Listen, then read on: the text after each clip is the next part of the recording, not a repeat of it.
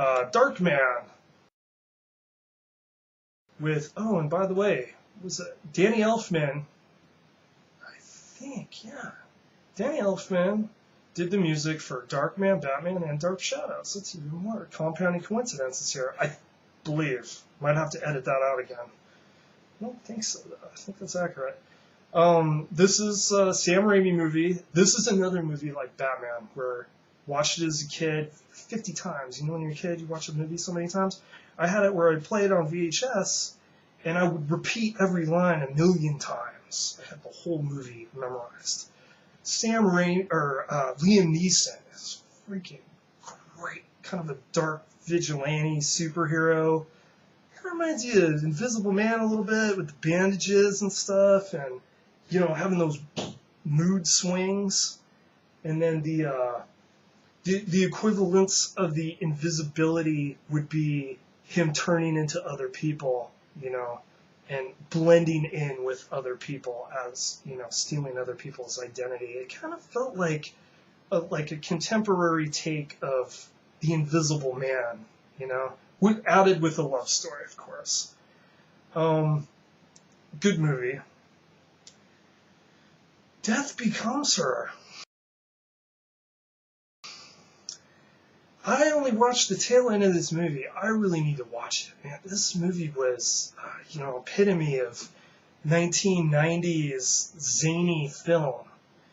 Like, really dark humor, over the top. Let's see. Goldie Hawn gets shot with a shotgun, but she has this huge gaping hole in her torso, but she took this serum to make sure that she lives forever. And so she's walking around this huge gaping hole.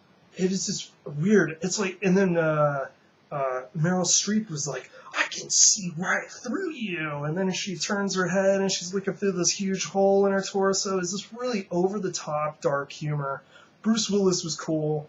He denies immortality like the other two characters. And you see him at the funeral at the end, and everyone's talking about what a great, wonderful life he lived, and Goldie Hawn and Meryl Streep are not doing a good job living forever, falling apart everywhere, and it's really interesting. I want to watch that whole film sometime, and that's from Robert Zemeckis. Next, Jersey Girl.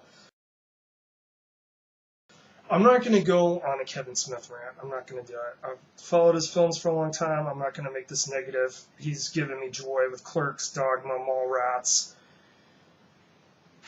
Let's put it this way. His movies have changed.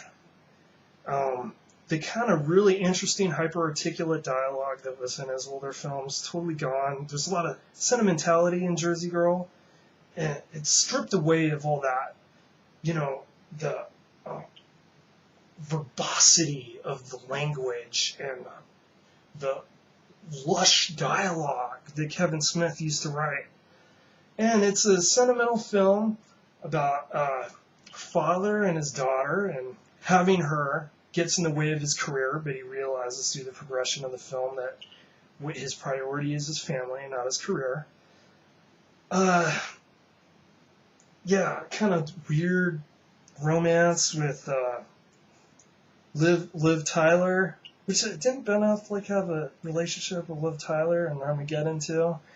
Yeah, this film, this was the awkward version of that relationship, where he was like playing with he had something like an animal or something and playing on her stomach in Armageddon, and it was all cute and romantic and stuff. This one is more just oddball, awkward relationship between him and her.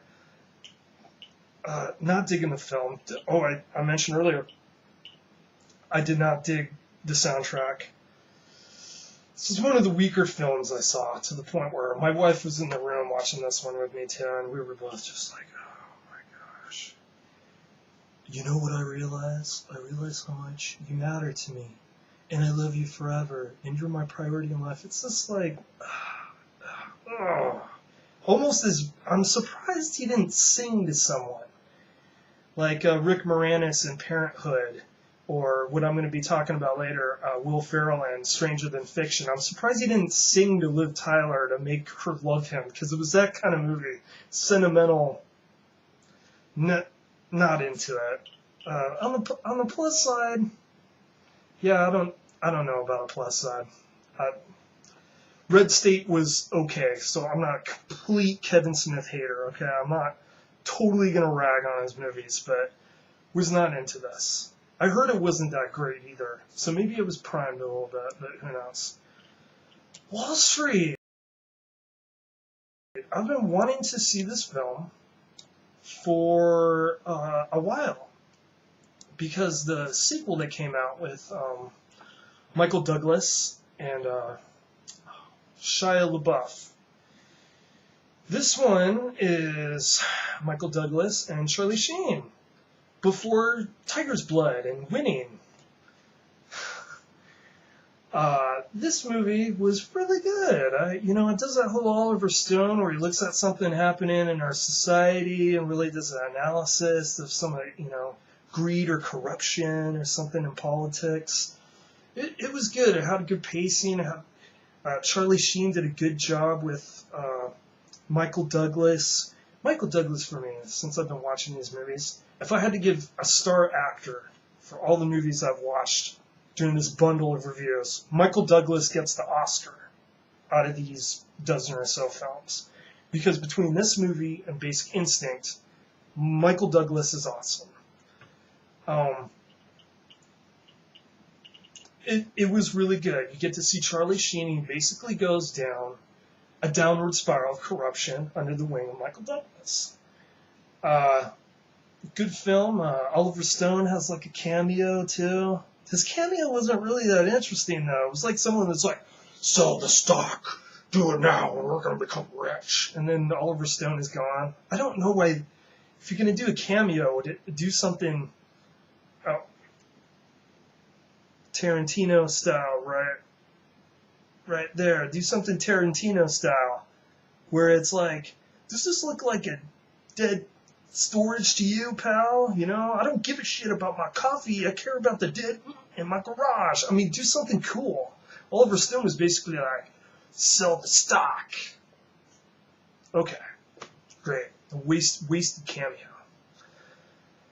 Let's see. Oh, Daryl Hannah was in there too. Daryl Hannah is a cool actress. She was Charlie Sheen's love interest, but she would only like him if he becomes super uber rich. So, she's like the shallow trophy wife type. And Charlie Sheen's like, I'm going to be the best ever. I'm going to have all this money and the best woman and the power and the glory. It's like Scarface style without the guns.